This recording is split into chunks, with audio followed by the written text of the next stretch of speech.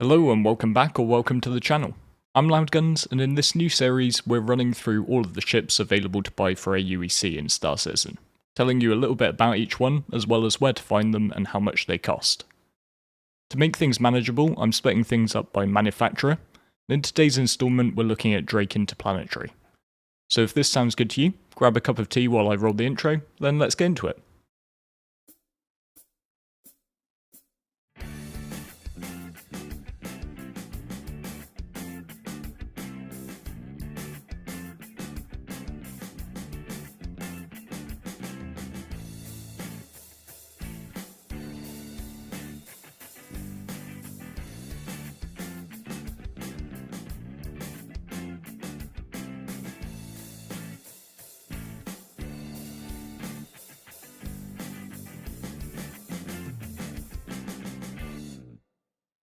Drake Interplanetary, founded in 2845 by Jan Dredge, is one of the most controversial manufacturers in the Star Citizen universe. The company has been at loggerheads with the UEE since losing out on a government contract to deliver a low-cost medium fighter. The Cutlass was subsequently remarketed to private militias in Frontier systems, but the company's ships have since developed a reputation as a firm favourite of outlaws and pirates, an image that Drake itself has done little to deny. It's cool to see little elements of the lore translate into the game, and you'll note that during the UEE Navy's Invictus Launch Week celebrations, Drake is shunned and not given any floor space, so they just go ahead and hold their own show in the same location every year as a big middle finger to the UEE. In Star Citizen, ships will generally be exclusive to folks who have pledged hard cash for them for 3 to 6 months before going into the ship shops where you can buy them for the in-game currency, aUEC. Keep in mind that this means you don't need anything more than a $45 game pack to enjoy the game, and if you're keen to try it out, then this is the only real place I would recommend you start.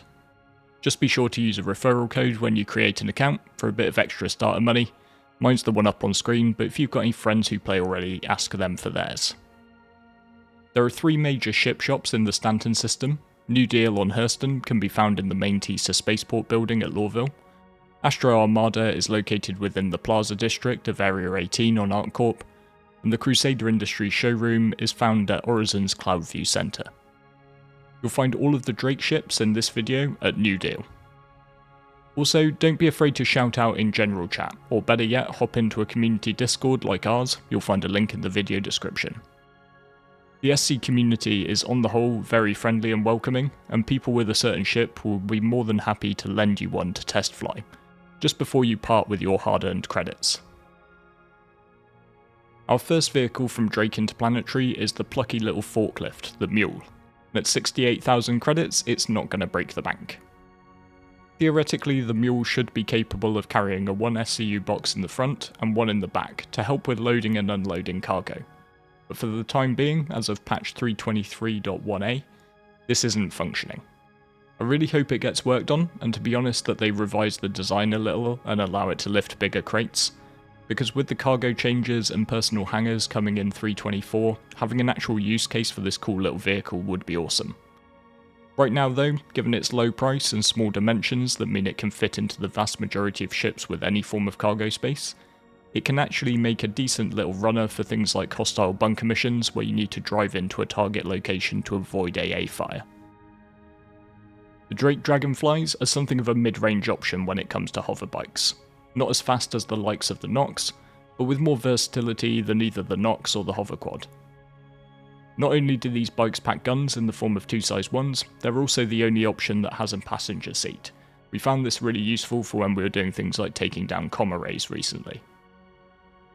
Both of these options, the Dragonfly Black and the Yellowjacket, will set you back just under 343k, so it's really down to which look you like more. It is worth noting that while the Yellowjacket still has the hard points for the weapons, it doesn't actually come with any guns attached, so it'll be quite a minimal expense, but you will need to buy these if you want them. The Drake Cutter series offers 3 ships that build off the same chassis, and represent Drake's entry into the advanced starter market, competing against the likes of the Avenger Titan from Aegis. The standard cutter comes in at 635k, and it offers quite a decent upgrade versus the likes of the Aurora or the Mustang, the lowest priced starters in the game. The ship's still not really much of a fighter, with just 2 size 2 weapon hardpoints. and only has a single size 1 shield, power plant and cooler.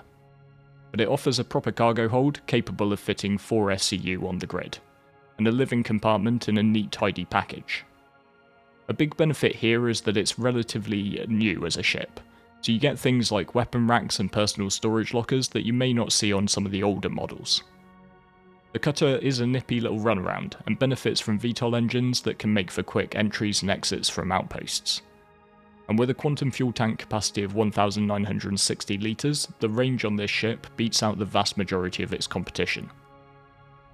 A common theme that may emerge from Drake ships is that while for me personally they get lots of aesthetic and immersion points, they aren't necessarily the most efficient choice, and I think the cutter mainly falls down by comparison with the Titan, a ship at a very similar price point that benefits from far superior weaponry and shielding, along with a bigger cargo capacity, making it a more versatile choice for me personally.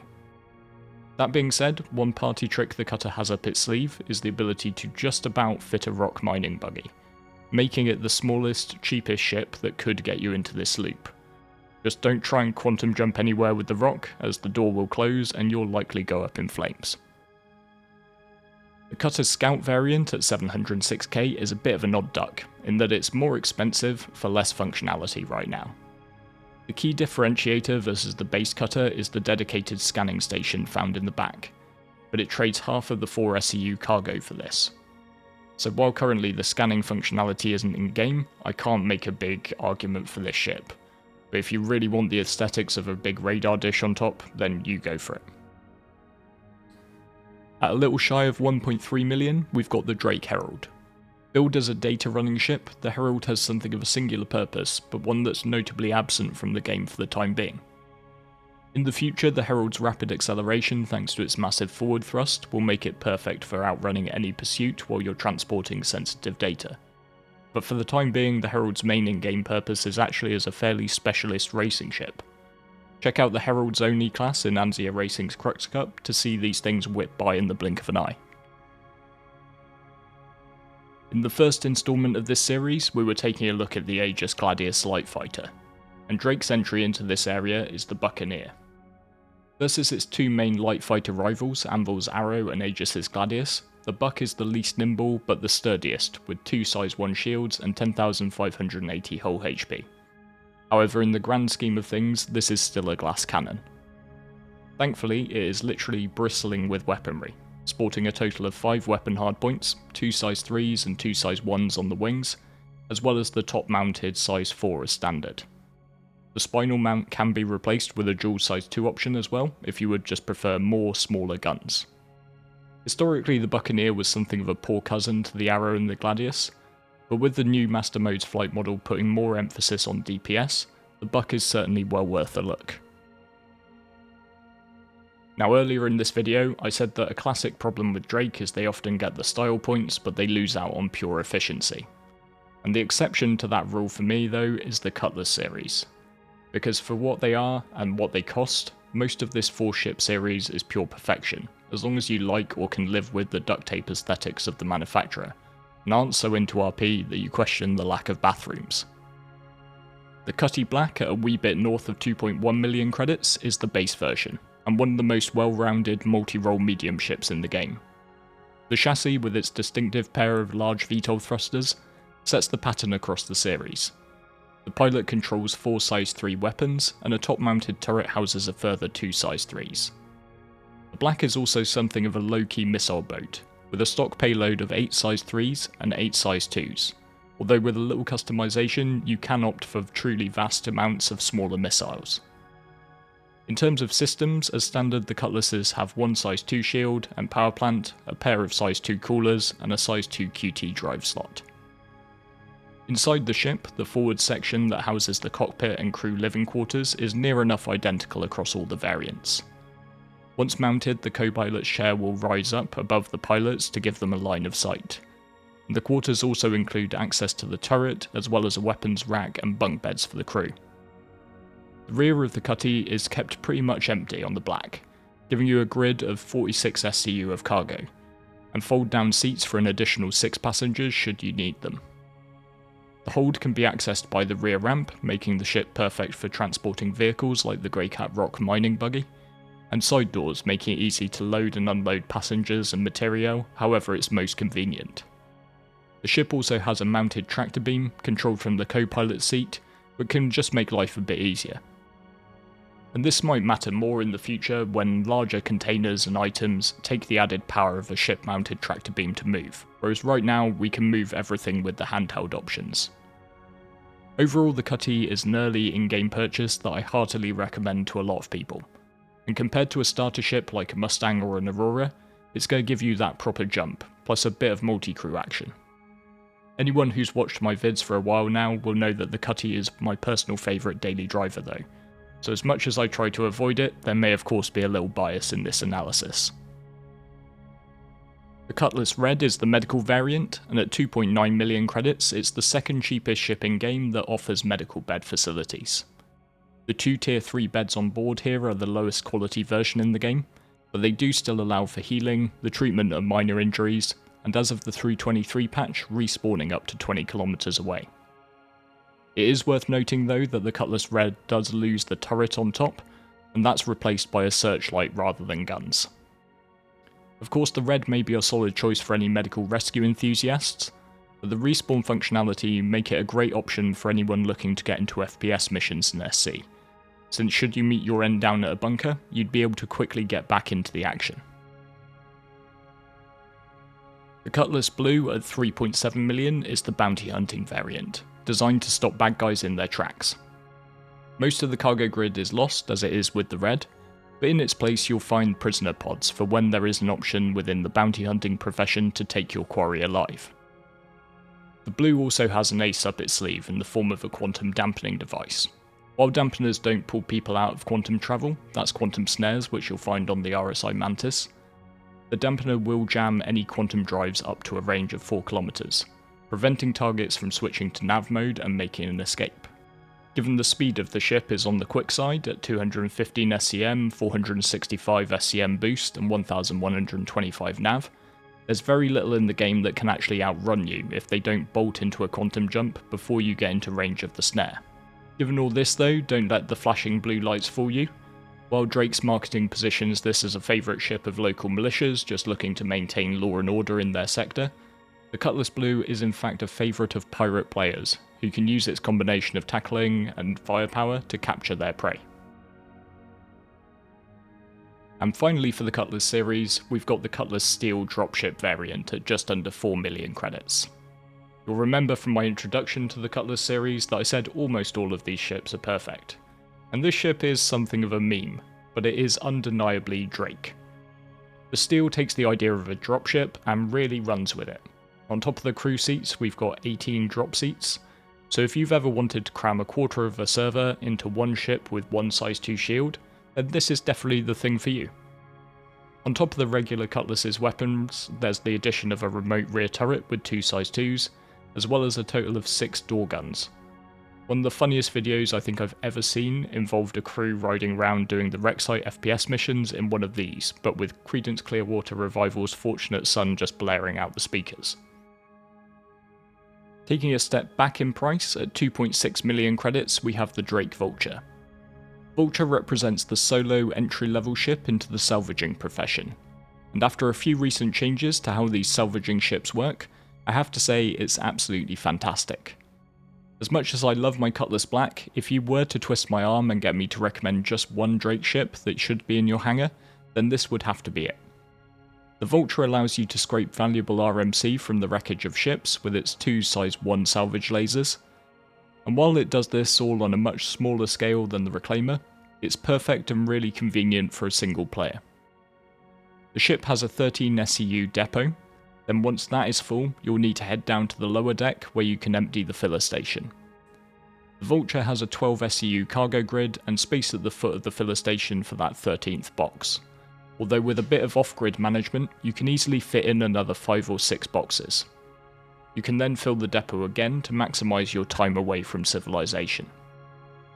Considering at the time of recording, RMC sells for about 14.5k, this means that a single trip in the Vulture can net the operator more than 400k, meaning that your ship can pay for itself in about 6 or 7 trips. On board you'll find some typically Drake living quarters, so if you do need to log out in between sessions, you do have that option. The Vulture can crush ships and harvest construction materials like the Reclaimer can, but it's limited to smaller vessels, with things like the MSR and Cutlass marking the upper end of its range. I also don't tend to recommend construction mats in this ship given its smaller cargo hold. You want to focus that RMC to really make it pay for itself. Now for a true Marmite ship, we've got the Drake Corsair at 6.6 million credits. I've spoken to many people about this ship, and I find it to either be a love or hate situation. The Asymmetric Explorer is Drake's answer to the wildly popular RSI Constellation series, and it sits in that top end of medium, bottom end of large grey zone. Much like the Connie, the Corsair offers one size 3 shield, 2 size 2 power plants, 2 size 2 coolers and a size 2 QT drive. However, it's the vast amount of forward-facing pilot-controlled weaponry that really excels on this ship, with 4 size 5s and 2 size 4 hardpoints spread between the ship's nose and wings. There are a further 3 turrets with dual size 2s. The remote one on top, controlled by a co-pilot, offers a good field of fire, but to be honest, the side-mounted man turrets are a bit limited. They're often unable to get a shot on the same target as the pilot unless it's truly massive, something like an Idris. Internally, the Corsair offers accommodation for the crew, including separate bedrooms, a proper ready room next to the airlock with weapon racks and suit lockers, and a decent hold for 72 SEU of cargo. The dimensions of this hold and the rear entrance to the ship are a real benefit for the Corsair, with the width and height allowing it to accommodate a range of snubcraft, including the Anvil Pisces, as well as numerous ground vehicles. How much of a true exploration ship the Corsair is up for debate. The long-standing joke is that, given the sheer firepower on offer, its primary role is for exploring other people's cargo holds. And finally for Drake, we've got one of my personal favourite cargo haulers, the Drake Caterpillar, and this will set you back just under 12.5 million. That form over function argument is going to rear its head again with this ship, because when you consider the Cat's main competitor in this aspect of the game is the C2 Hercules from Crusader, it falls down at nearly every objective marker. The Cat's 576 SEU cargo capacity is 120 lower than its rival 696, and it flies almost exactly as you would expect for what is essentially a big brick. It's also a ship that suffered a bit from the introduction of the new cargo containers, since its grid is pretty uneven, and ill suited for the large 32 SEU crates, whereas the C2 will stack them very neatly. The one point on which the Caterpillar really wins out now is price, with the C2 coming in a good 6.4 million credits higher at 18.9. I would say if you're getting to this sort of money, you can probably just hold on and wait for the extra little bit for the C2. But despite all this, it's just so cool. And if you're not so interested in the min-max aspects of the game, and you're more into the immersion and want to live that space trucker life, I strongly encourage you to at least take one of these out for a test drive. So there we have it for Drake Interplanetary. I'm going to be continuing with this series, so if you found the video useful at all, then please do consider hitting subscribe to keep up with more. Understandably, getting all the footage together does take a little while, but to be honest, it's really fun for me to take every ship out for a spin and get a feel for their individual character, and the sheer amount of work that's gone into them. And please do let me know down in the comments what's your favourite Drake ship and why, or is the duct tape and hope aesthetic that Drake represents just not for you? With all that said, I'd just like to thank you very much for watching all the way to the end, and I look forward to seeing you next time.